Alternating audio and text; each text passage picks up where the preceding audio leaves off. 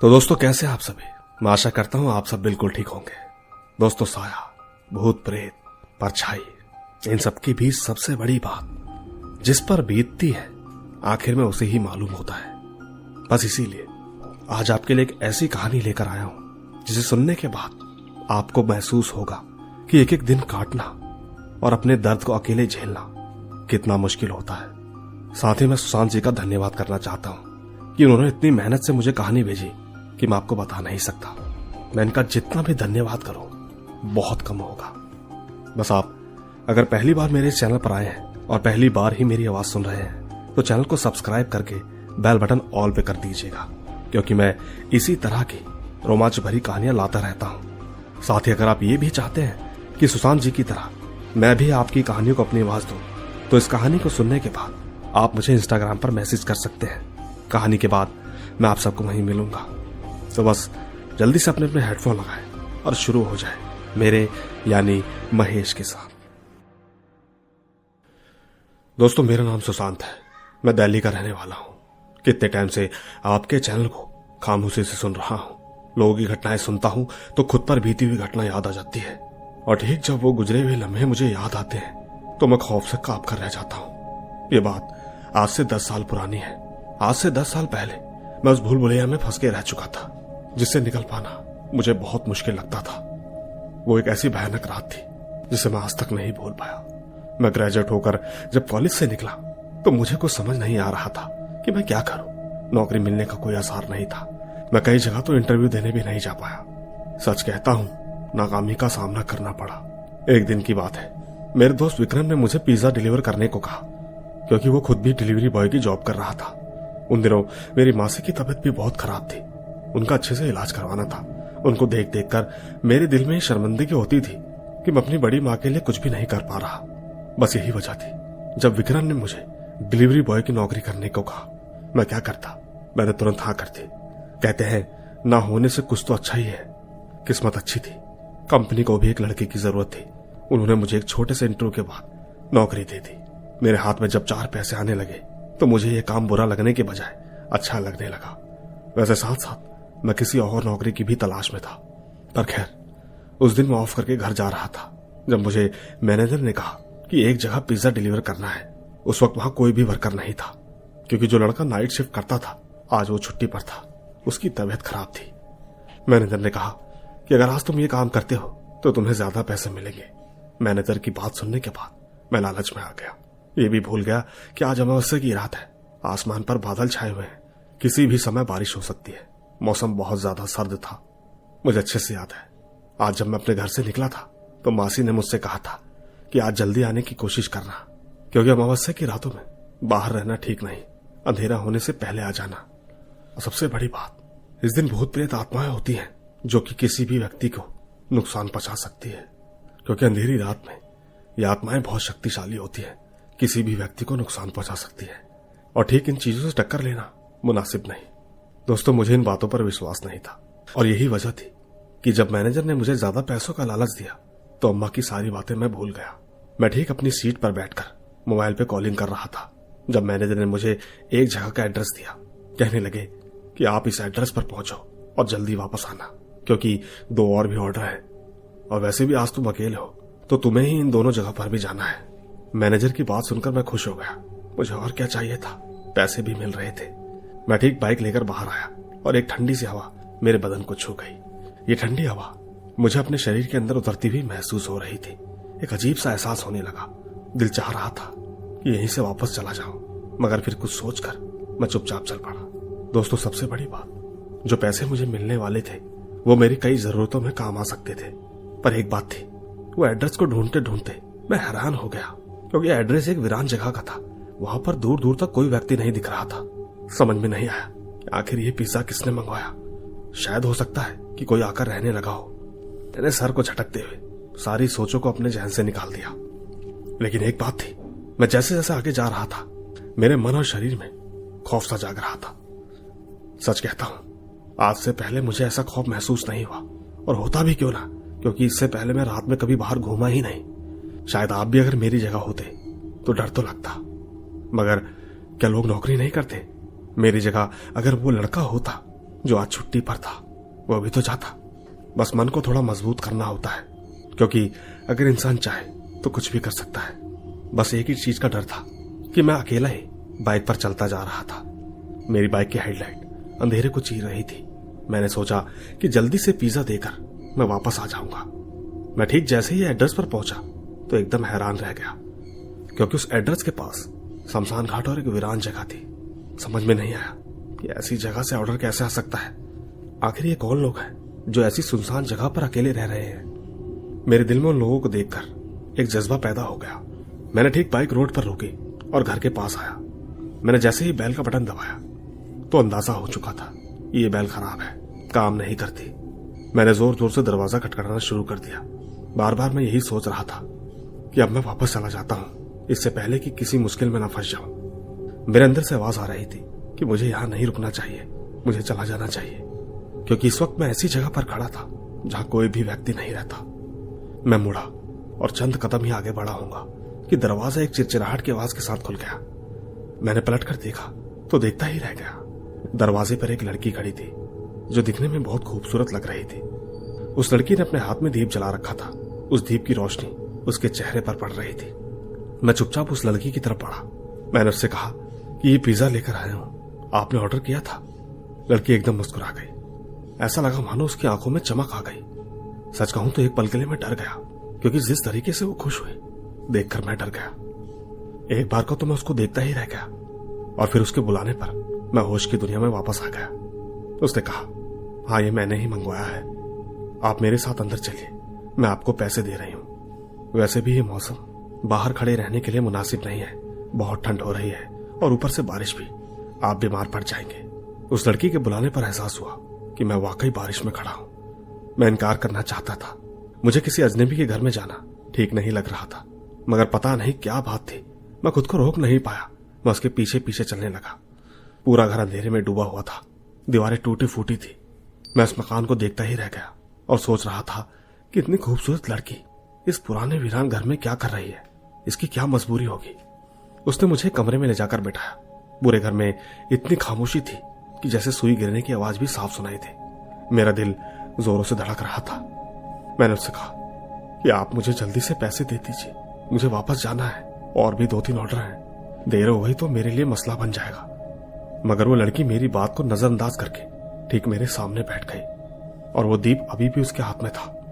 वो लड़की मुझसे कहने लगी कि आपको मेरे साथ वक्त बिताना अच्छा नहीं लग रहा, आप जाने की बात कर रहे हैं। मैंने उससे कहा, आपके घर के बाकी लोग कहाँ हैं? क्या आप यहाँ अकेले रहती हैं? आपको डर नहीं लगता?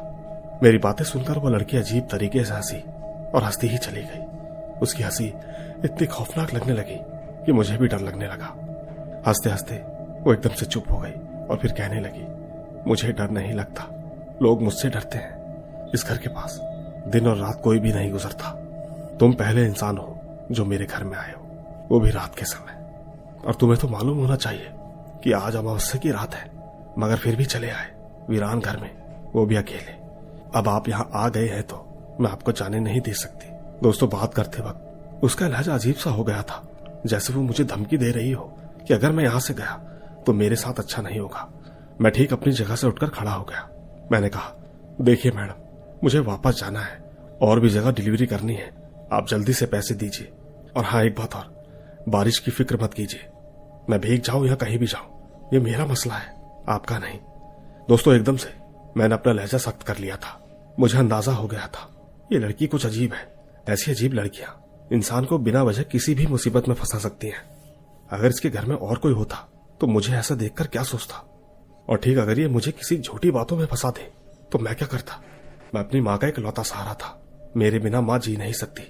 बस यही सोचकर मैं उठ गया था, मगर वो एकदम से चली गई और दिए की रोशनी भी खत्म हो गई।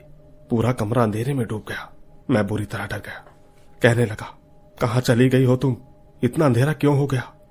मैंने अपना मोबाइल जेब से निकाला ताकि टॉर्च की रोशनी ऑन कर सकूं, लेकिन अचानक किसी ने मेरा हाथ पकड़ लिया। मेरे मुंह से हल्की सी चीख निकल गई। वो हाथ बहुत मजबूत था। अजीब सी आवाज आई कि इस अंधेरे में क्या है, अब इसमें कोई रोशनी नहीं कर सकता। ये आवाज मुझे अपने करीब से सुनाई थी। आवाज उसी लड़की की थी, मगर उसमें किसी जंगली बिल्ली की बुर्राहट थी। आवाज में एक खौफ था, धमकी थी, जैसे वो मुझे बताने की कोशिश कर रही हो और मैं उसकी मर्जी के खिलाफ कुछ भी नहीं कर सकता। मैंने कहा, देखो तुम जो भी हो ऐसा मत करो। मुझे पता है कि तुम मुझे डराने की कोशिश कर रही हो, मगर मैं ऐसी बातों से डरने वाला नहीं। प्लीज मेरे रास्ते से हट जाओ, मुझे मेरे पैसे वापस करो। मैं अभी यहां से जा रहा हूं। मैं जैसे ही 2 कदम आगे बढ़ा तो अचानक किसी ने मेरी गर्दन पकड़कर मुझे एक सोफे पे दे मारा। मेरी कमर सोफे के कोने से टकराई और तेज दर्द का एहसास हुआ। मैं समझ चुका था कि मैं किसी मुसीबत में फंस चुका हूं। यहां से निकलना इतना आसान नहीं होगा। मोबाइल भी मेरे हाथ में नहीं था और अंधेरा इतना गहरा था कि कुछ भी दिखाई नहीं दे रहा था। मैंने डरते हुए कहा कि देखो तुम जो भी हो ऐसा मत करो। मेरी तुमसे कोई दुश्मनी नहीं है। मैं एक गरीब आदमी हूं। मेरी माँ मेरा इंतजार कर रही है। ऐसा लग रहा था जैसे मेरी आवाज कमरे में दबकर रह गई हो, जैसे ये कमरा बिल्कुल खाली हो, आसपास कोई भी नहीं था। उसी वक्त मुझे गहरे अंधेरे में कुछ चमकता हुआ दिखाई दिया। धीरे धीरे वो चीज मेरे करीब आ रही थी। मैंने जब ठीक से गौर किया तो समझ में आया कि वो किसी की आंखें थी और उन आंखों में बहुत गुस्सा था। मैं तो एकदम सुन्न हो गया, जैसे मेरी जान निकल गई हो। मैंने भागने की कोशिश की, मगर जैसे जमीन ने मेरे पैर पकड़ लिए। उसी वक्त मुझे मेरे कंधे पर किसी का हाथ का एहसास हुआ। मैंने घबराकर पलट कर देखा, वहां कोई नहीं था। एक चीज थी जो कि मुझे बिल्कुल साफ महसूस हो रही थी। किसी की गर्म तेज सांसें मेरी गर्दन के पास चल रही थी। उसी वक्त मुझे अपने नाम से किसी ने पुकारा। मैंने गौर किया कि ये तो मेरे मैनेजर की आवाज थी। मैं जोर से चिल्लाना चाह रहा था, उनको मदद के लिए बुलाना चाहता था, मगर किसी ने मेरे मुंह पर हाथ रख दिया। पर अचानक कमरे का अंधेरा धीरे धीरे दूर होने लगा। कहीं से एक रोशनी की किरण छाई और धीरे धीरे पूरा कमरा रोशन हो गया। मगर उस रोशनी में जो मैंने देखा उसने मेरी रूह कांपा दी। मेरे ठीक बिल्कुल सामने एक मुर्दा खड़ा था जो कि धीरे धीरे मेरी तरफ बढ़ रहा था। उसकी आंखों में एक अजीब सी भयानक चमक थी, जैसे वो मुझे अपनी लपेट में लेना चाहता हो। सच कहूं तो मैं हिल भी नहीं पा रहा था। मेरी सांसें रुक गई थी। इसके बाद सब कुछ अंधेरा हो गया। मैं वहीं बेहोश होकर गिर गया। जब मेरी आंखें खुली तो मैं हॉस्पिटल में था। उस वक्त मेरे पास मेरा मैनेजर और मेरा दोस्त मौजूद था। जैसे ही मैंने होश संभाला तो मेरा मैनेजर तेज आवाज में बोला, शुक्र है तुम्हें होश आ गया। भगवान का शुक्र है कि तुम बिल्कुल ठीक हो। अगर तुम्हें कुछ हो जाता तो मैं खुद को कभी माफ नहीं कर पाता। मुझे होश में आता देख मेरा दोस्त जल्दी से मेरे पास आया और तभी सारा मंजर मेरी आंखों के सामने घूमने लगा। वो लड़की जो मुझे अपने घर ले गई थी, वो खौफनाक लम्हा, वो अंधेरा, मैं कुछ भी भूल नहीं सकता था। एक पल के लिए मैंने अपना चेहरा हाथों से छुपाने की कोशिश की, लेकिन डर और परेशानी मेरे चेहरे पर साफ साफ नजर आ रही थी कि आखिर ये सब क्या हुआ था। मैंने घबराते हुए दोस्त से कहा, मुझे यहाँ पर कौन लाया? मैनेजर ने आगे बढ़कर कहा, मैं और विक्रम तुम्हें यहाँ लेकर आए हैं। ये सुनते ही मैंने विक्रम की तरफ देखा। मैनेजर ने अभी कुछ कहना शुरू ही किया था कि विक्रम ने मेरा हाथ थाम लिया और गिल्ट भरी आवाज में बोला, मैं तुमसे माफी चाहता हूं सुशांत। मेरी वजह से तुम एक बड़ी मुसीबत में फंसने वाले थे। भगवान का शुक्र है कि हम वक्त पर वहां पहुंच गए, वरना क्या पता क्या हो जाता। मैंने हैरानी से मैनेजर की तरफ देखा और कहा, मतलब सर इसमें आपका क्या दोष है? जो कुछ मेरे साथ हुआ वो सिर्फ मेरी किस्मत थी। मैं इसके लिए आपको दोष कैसे दूं? मैनेजर ने गहरी सांस ली। सुशांत, वह सब मेरी गलती से हुआ। मैं तुम्हें गलत एड्रेस भेज दिया था। बाद में मैं चौंक गया था कि ये मैंने कौन सा एड्रेस भेज दिया। जब मैंने ध्यान से देखा तब मुझे समझ में आया कि जो एड्रेस मैंने तुम्हें भेजा था वो हमारी ब्रांच का था ही नहीं। और जब तक मुझे ये बात समझ में आई तभी विक्रम का फोन आया। और अगर विक्रम मुझे ना बताता तो मुझे कभी पता नहीं चलता कि तुम किसी मुसीबत में फंसे हो। मैंने तुरंत विक्रम की तरफ देखकर कहा, तुम्हें आधी रात में मेरा ख्याल कैसा आया? विक्रम ने कहा, तुम्हारी माँ बहुत परेशान थी। वो रात भर बेचैन थी, कह रही थी कि आज अमावस्या की रात है, मुझे चिंता हो रही है और सुशांत अभी तक घर क्यों नहीं आया। उसके ऑफिस वाले से पूछो कब छुट्टी होगी। बस यही सुनने के बाद मैंने मैनेजर को फोन किया। उसी वक्त मुझे पता चला कि तुम किसी वीरान जगह पर फंसे हो। बस इसीलिए हम तुम्हारे पास पहुंचे।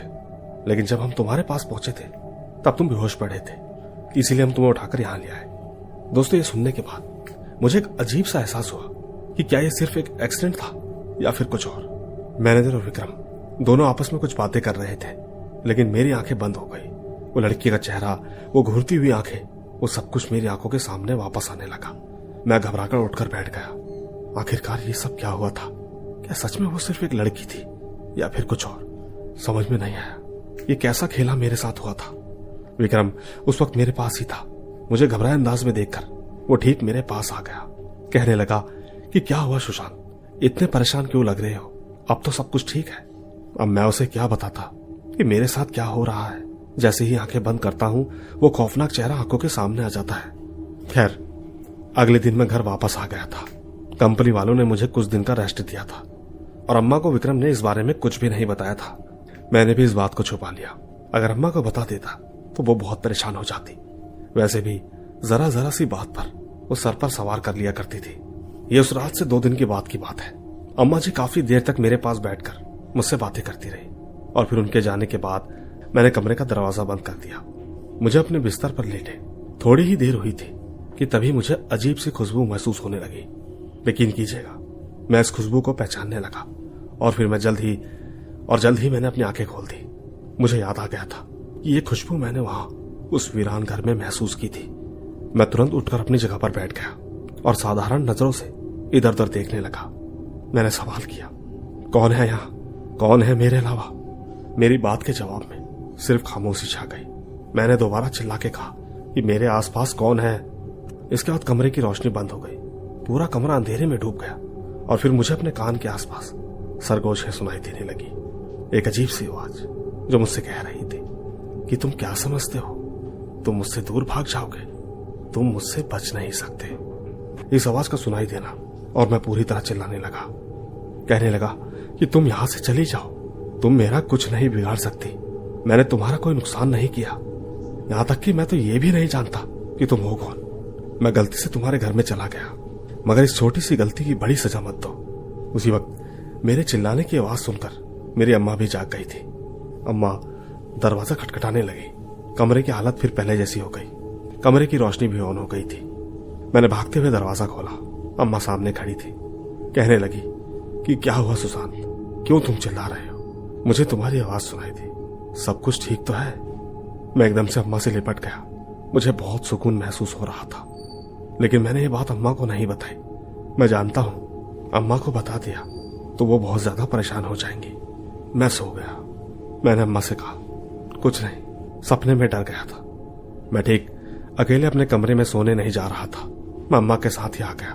मैंने अम्मा से कहा, अम्मा मेरे सर में दर्द हो रहा है, आप थोड़ी मालिश कर दो, मैं ठीक यहीं पर सो जाता हूँ। अम्मा मेरे सर की मालिश करती रही और मैं लगातार आंख बंद करके यही सोचता रहा कि मैं इस मुसीबत से कैसे निकलूं। समय बीतने के साथ साथ मेरी सेहत भी खराब रहने लगी। हर वक्त मुझे अपने कंधों पर दर्द रहता। धीरे धीरे मैं इस कदर कमजोर हो गया कि हड्डियों का ढांचा बन गया। अम्मा मेरी वजह से परेशान रहने लगी। कहती, तुम कुछ खाते पीते नहीं हो सुशांत, तुमको क्या हो गया, इतने कमजोर क्यों हो गए? मैं अम्मा की बात पर सिर्फ खामोश रह जाता। समझ नहीं आ रहा था मैं उन्हें क्या बताता कि जो खौफ से मैं जी रहा हूं वो खौफ मेरी जान लेने वाला है। मैं बस खामोशी से वक्त बिता रहा था। किसी को बताऊं भी तो क्या बताऊं? क्या कोई मेरी बात पर विश्वास करेगा? आखिर मैं अम्मा से क्या कहता? एक लड़की है जिसकी आवाज मुझे सुनाई देती है, जो जब भी मेरे पास आती है तो मेरा शरीर हरकत नहीं कर सकता, और तो और जैसे ही वो मेरे कमरे में आती है तो अंधेरा छा जाता है। इसके बाद उसकी खौफनाक बातें जो कि मेरे पूरे बदन को हिलाकर रख देती है। मैं रोना चाहता था, जी चाहता था कि अपना जीवन समर्पण कर लूं, लेकिन जब अम्मा जी के चेहरे की तरफ देखता तो बस इस खौफनाक जिंदगी बिताने को तैयार हो जाता। मेरे दोस्त विक्रम मुझसे कई बार पूछ चुका था कि तुम इतने बदल क्यों गए हो। मैनेजर भी मुझे देखकर परेशान रहता। एक दिन कहने लगा कि जब से तुम्हारे साथ वो हादसा हुआ है तब से तुम बिल्कुल बदल गए हो, और तो और इतने कमजोर भी हो गए हो। हर वक्त क्या सोचते हो? बताओ, कोई परेशानी है तो जरूर बताओ, क्या पता हमारे पास कोई हल निकले। मैं अपने मैनेजर को खामोशी से देखने लगा, क्योंकि उस लड़की ने मुझे धमकाया था कि अगर मैंने उसके बारे में किसी को कुछ बताया तो वो मेरे करीबी लोगों को नुकसान पहुंचा देगी, और ये बात मैं बर्दाश्त नहीं कर सकता था। उस रात भी उसकी खौफनाक बातें सुनकर मैं जोर जोर से चिल्लाने लगा। कहने लगा कि तुम मेरी जिंदगी से दूर चली जाओ, मैंने तुम्हारा कुछ नहीं बिगाड़ा जो तुम मेरे साथ ऐसा कर रही हो। मैं 1000 बार तुमसे माफी मांग चुका हूं। एक काम करो, तुम मुझे खत्म कर दो। मैं नहीं चाहता कि न जाने कब अम्मा ये सब बातें सुन ले। इसके 1 मिनट बाद दरवाजा खटखटाने की आवाज आई। जैसे ही मैंने दरवाजा खोला तो अम्मा जी मुझसे लिपट गई। कहने लगी कि कब से तुम इस मुश्किल में हो, तुमने मुझे क्यों नहीं बताया? मैंने सब कुछ सुन लिया है, ये बात तुम्हें मुझे बतानी चाहिए थी। कौन है जो तुम्हें तंग करता है? क्या चाहता है वो तुमसे? उसी वक्त उस लड़की की सरगोशी फिर से सुनाई थी। सिर्फ मुझे कह रही थी कि अगर अपनी माँ की जिंदगी चाहते हो तो उसे मेरे बारे में कुछ भी नहीं बताना, वरना मैं तुमसे तुम्हारे करीबी लोगों को छीन लूंगी। मैंने तुरंत अम्मा जी से कहा, कुछ नहीं, सपना था। मुझे तो नहीं पता कि मैं क्या कह रहा था और आपने क्या सुना। मैंने अम्मा जी को टाल दिया, मगर खुद पूरी रात सो नहीं सका। इसके ठीक अगले दिन जब मैं काम से वापस आया तो मेरे घर में विक्रम भी मौजूद था। मुझे देखकर अम्मा जी और विक्रम दोनों मुस्कुराने लगे। अम्मा ने कहा, आ गए बेटा, हम थोड़ी देर पहले से ही तुम्हारा इंतजार कर रहे थे। आज हमें एक जरूरी काम से जाना है। मैंने विक्रम की तरफ देखा।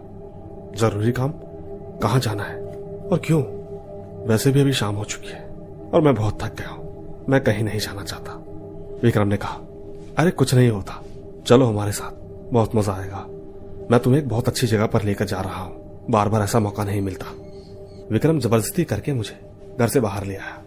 सच कहता हूं, मेरे मन में एक अजीब सा सवाल चल रहा था। ऐसा लग रहा था जैसे कि कोई अनहोनी होने वाली है। जैसे जैसे हम आगे जा रहे थे मेरे दिल में घबराहट हो रही थी। मैंने विक्रम से कहा, विक्रम कहाँ लेकर जा रहे हो? देखो तुम जहां भी जा रहे हो इस टाइम कहीं भी जाना ठीक नहीं है, वैसे भी रात हो चुकी है। दोस्तों, बोलते बोलते मेरी आंखें बंद हो गई। मेरी आंखों के सामने अंधेरा छा गया। मैंने विक्रम से कहा, विक्रम मेरी आंखों के सामने अंधेरा छा रहा है, मैं क्या करूं? ये सब कुछ अचानक क्या हो रहा है? मुझे कुछ नजर क्यों नहीं आ रहा? सच कहूं तो इतना परेशान हो गया जिसकी कोई हद नहीं थी। अम्मा भी मेरे इस रवैये से काफी परेशान हो चुकी थी। अम्मा विक्रम से कह रही थी कि विक्रम बेटा, मुझे किसी गड़बड़ का एहसास हो रहा है, और जो कुछ भी है कहीं वो इसकी जान न ले ले। कितनी दूरी पर है वो तांत्रिक का घर? क्या वहां पहुंचने में काफी समय लगेगा? दोस्तों, उसी वक्त मुझे मेरे कानों में खौफनाक आवाज सुनाई देने लगी। वो आवाज मुझसे कह रही थी, यहां से भाग जाओ, इन लोगों के साथ मत जाना, वरना तुम्हें बहुत पछताना पड़ेगा। अगर तुम इनके साथ गए तो तुम्हारे आंखों की रोशनी हमेशा के लिए छीन लूंगी। बस एक बार वापस मुड़ो, तुम्हारी रोशनी वापस आ जाएगी। लेकिन अगर तुम इनके साथ गए तो मैं तुम्हारे साथ ऐसा कुछ करूंगी जो तुमने सपने में भी नहीं सोचा होगा। इस खौफनाक आवाज के सुनाई देते ही मैंने वापस जाने का मन बना लिया। मैंने तुरंत विक्रम को गाड़ी रोकने को कहा। मैंने वॉशरूम का बहाना बनाया और जैसे ही मैं नीचे उतरा तो वापस भागने लगा। कुछ ही मिनट में मेरी आंखों की रोशनी वापस आ गई।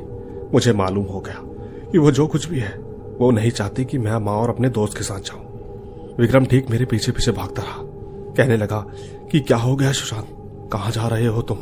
हमारे साथ चलो, तुम्हारा हमारे साथ जाना बहुत जरूरी है। बात को समझो, कहीं देर ना हो जाए। सुशांत प्लीज वापस आ जाओ, मान जाओ। दोस्तों, एक तरफ विक्रम की आवाज थी और दूसरी तरफ वो मुझे पुकार रही थी, लेकिन मेरे शरीर की कमजोरी मुझे दौड़ने नहीं दे रही थी। उसी वक्त विक्रम ने मेरा हाथ पकड़ लिया और मुझे वापस उसी ओर ले जाने लगा। मुझे दोबारा आंखों के आगे अंधेरा छाने लगा, सर मेरा एकदम भारी सा हो गया। मगर विक्रम मेरी बात सुनने को तैयार नहीं था। मैं इतना कमजोर कब हुआ मालूम नहीं चला। मैं विक्रम से हाथ तक नहीं छुड़ा पाया। मगर क्यों, क्या हुआ है मुझे? मैं मन में सोच रहा था कि इन्हें मेरे बारे में कहीं पता तो नहीं चल गया। विक्रम ने गाड़ी लॉक कर दी, कहने लगा कि बस कुछ देर की बात है अम्मा, वो बाबा यहीं पर तपस्या करते हैं, उन्होंने यहाँ पर अपना डेरा बनाया हुआ है। उन्होंने मुझसे कहा था कि मैं सुशांत को लेकर यहाँ पर उनके पास आऊं। वो कह रहे थे कि ये सब आसान नहीं होगा। उसी बीच मैं और विक्रम आपस में बातें कर रहे थे, जबकि मुझे बार बार मेरे कानों में आवाज सुनाई दे रही थी। सच कहता हूं, मेरे कानों पर बहुत ज्यादा बोझ आ गया था। ऐसा लग रहा था कि जैसे मेरे कंधों के ऊपर कोई बैठा हो। सच कहता हूं, मेरा पूरा शरीर एकदम भारी हो गया था। उसी वक्त विक्रम ने गाड़ी रोकी और मेरा हाथ पकड़कर चलने लगा। मेरे कानों में अब भी आवाज आ रही थी। वो चिल्ला रही थी, बहुत ज्यादा गुस्से में थी। कह रही थी कि तुमने आज बहुत बड़ी गलती की है, मैं तुम्हें सजा दूंगी, मैं तुम्हें कभी खुश नहीं रहने दूंगी, तुम्हारा जीना हराम कर दूंगी। उसी वक्त अचानक मुझे जोर का चक्कर आया और मैं जमीन पर गिर गया। न जाने कितनी देर बाद मुझे होश आया, क्योंकि जब मैं होश में था तो मैं एक छोटे से कमरे में था। मेरा सर उस वक्त माँ की गोद में था। मेरे सामने एक आदमी बैठा हुआ था, विक्रम बगल में बैठा हुआ था। मेरे होश में आते ही तांत्रिक कहने लगा कि हमारे पास समय कम है और हमें ये सारा अमल आज ही करना होगा, वरना जो इसके ऊपर लगा हुआ है वो इसे अपने साथ ले जाएगा। तांत्रिक की बात सुनने के बाद अम्मा परेशान हो गई, कहने लगी कि बाबा आप कुछ करें, पिछले 25 दिनों से इसकी ऐसी ही हालत है, मेरा एक ही बेटा है, इसे मैं नहीं खो सकती। ठीक है, एक हल है मेरे पास, मगर ये काम आपके बेटे को ही करना होगा। ये काम मुश्किल है मगर नामुमकिन नहीं। आपको चिंता करने की जरूरत नहीं। मैं आपके बेटे के साथ रहूंगा और मैं हर बार इसकी सुरक्षा करूंगा। दोस्तों, मैं चुपचाप खामोशी से माँ और तांत्रिक की बातें सुन रहा था। मैंने बाबा से कहा कि बाबा, मेरे साथ ये सब कुछ जो हो रहा है वो क्यों हो रहा है? कौन है वो लड़की जो मुझे इतना तंग कर रही है? वो अक्सर मुझे डराती है। आखिर वो क्या चाहती है? मैंने उसका कुछ भी नहीं बिगाड़ा, लेकिन फिर भी वो हर दिन मुझे परेशान करती है। बाबा मुझे देखते रहे और फिर कहने लगे कि बेटा, ये बातें मैं तुम्हें बाद में बताना चाहता था, मगर अब तुमने सवाल पूछ ही लिया है तो मुझे लगता है कि अब तुम्हें ये बता ही देता हूं। सबसे बड़ी बात, उस रात जिस घर में तुम गए थे वो कई सालों से बंद है। तुम जानते हो वहां दिन के वक्त भी कोई नहीं जाता, और तुम तो वहां रात में चले गए, और वो भी अमावस की रात। जो साया तुम पर लगा है उस लड़की का नाम गौरी है। वो उस हवेली की नौकरानी थी। घर के मालिक ने उसके साथ जबरदस्ती की और फिर उसको मारकर आंगन में दफना दिया। लड़की के माँ बाप, बहन भाई सब उसे ढूंढते रहे, मगर मालिक ने सबको कह दिया कि तुम्हारी लड़की भाग चुकी है किसी अनजान लड़के के साथ। इसके बाद वो मालिक भारत से बाहर चला गया और ठीक उस लड़की का अंतिम संस्कार नहीं किया गया। इसीलिए उसकी आत्मा भटकती रही। हर अमावस की रात उसकी आत्मा जाग जाती है। वो अपने कातिल को ढूंढने लगती है। कई सालों से वो अपने कातिल का इंतजार कर रही है ताकि वो उससे अपना बदला ले सके। वो तो शुक्र था कि तुम्हारा मालिक और दोस्त सही समय पर आ गए, वरना वो तुम्हारे शरीर पर कब्जा कर लेती। वो तो तुम्हारी माँ की दुआ है और शायद तुम्हारे अच्छे काम की वजह से तुम अब तक महफूज हो। दोस्तों, मैं सब सुनकर हैरान रह गया। मैं सच में इतना घबरा चुका था जिसका आप अंदाजा तक नहीं लगा सकते। मैंने बाबा से कहा, बाबा, अब जब सबको पता चल ही गया है तो ये बताए मैं इससे जान कैसे छुड़ाऊं? बाबा ने कहा कि तुम्हें उस घर में वापस जाना होगा। मैं ठीक वहां पर मखसूस मंत्र पढ़कर उसका अंतिम संस्कार कर दूंगा। उसकी आत्मा वापस चली जाएगी, उसको शांति मिल जाएगी। मगर यह काम तुम्हें ही करना होगा। तुम्हें एक रात उस घर में रहकर मंत्र पढ़ने होंगे। चिंता मत करना, मैं भी तुम्हारे साथ रहूंगा। वो तुम्हें कोई नुकसान नहीं पहुंचा सकेगी। मैं ठीक तुम्हारी रक्षा करता रहूंगा। दोस्तों, ये बात सुनने के बाद मेरे क्या आपके भी होश उड़ जाएंगे। ऐसा कौन कर सकता है? जिस जगह पर जाने के बाद मेरी यह हालत हुई, उसके बाद मैं उसी घर में वापस कैसे जा सकता हूं? मगर क्या करूं, समझ नहीं आ रहा। इससे पहले किसी ने मदद भी नहीं की थी, अब मदद मिली तो मैं उसे ठुकरा कैसे सकता हूं? हाँ, याद आया, शायद वो मुझे कोई नुकसान नहीं पहुंचा पाएगी। बस यही सोचकर मैं बाबा के साथ रात को उस घर में चला गया। उस रात फिर से मुझे वो पहले वाली रात याद आ गई, मगर एक बात थी, इस बार एक अजीब सा दर्द महसूस हो रहा था। बाबा मुझसे कह रहे थे कि तुम किसी भी आवाज पर गौर मत करना, तुम्हें वो बहुत कुछ दिखाने की कोशिश करेगी ताकि तुम इस काम से रुक जाओ, मगर तुम्हें वही करना है जो मैंने तुम्हें कहा है, वरना वो औरत तुम्हारे साथ साथ तुम्हारी माँ को भी मार देगी। मैं ठीक बाबा के मुताबिक मंत्र पढ़ने लगा। इन सब के दौरान मुझे बहुत सारे खौफनाक मंजर आते रहे। बहुत सी अजीब सी आवाजें कानों में गूंजती रही, मगर मैं मंत्र लगातार पढ़ता रहा।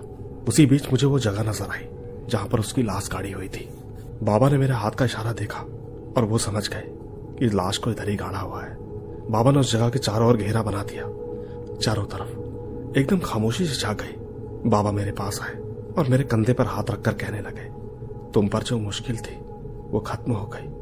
अब तुम्हें किसी से डरने की जरूरत नहीं। वो यहां से हमेशा के लिए जा चुकी है। अब वो तुम्हें कोई नुकसान नहीं पहुंचा सकती। दोस्तों, इस कहानी को सुनाने के बाद मुझे ऐसा लगता है कि शायद आपको ये बनावटी लगेगी, मगर मैंने सर के चैनल पर एक बात देखी है। मैं कई लोगों के कमेंट पढ़ता हूं कि लंबी स्टोरी लाओ। आपको बता दो कि सर को जितने भी लोग कहानियां भेजते हैं वो अपनी उतनी ही हकीकत बताते हैं जितना कि उनके साथ घटा होता है, मगर आपको खुलकर कोई नहीं बताता। इसीलिए मैंने फैसला किया, और सबसे बड़ी बात, इस कहानी को बताने के लिए मुझे 1 हफ्ता लग गया। आप सोच सकते हैं इतने लंबे लंबे मैसेज टाइप करना कितना मुश्किल होता है। वो तो बस सर का फैन होने की वजह से मैं सर के लिए इतना ही कर सकता था। बाकी आपको ये कहानी कैसी लगी नीचे कमेंट जरूर कीजिएगा। धन्यवाद।